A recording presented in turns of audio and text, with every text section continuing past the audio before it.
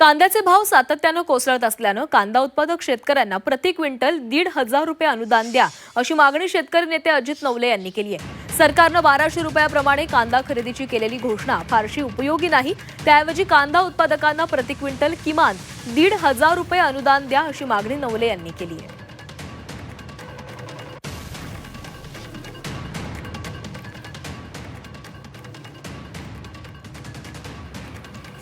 कांद्याला किमान 3,000 रुपयाचा हमीभाव मिळाला पाहिजे, ही मागणी सातत्यानं कांदा उत्पादक शेतकरी करतायत। त्यासाठी दीर्घकालीन धोरण आखण्याची आणि ठोसपणानं साठवणुकीच्या आणि इतर उपाययोजना करण्याची आवश्यकता आहे।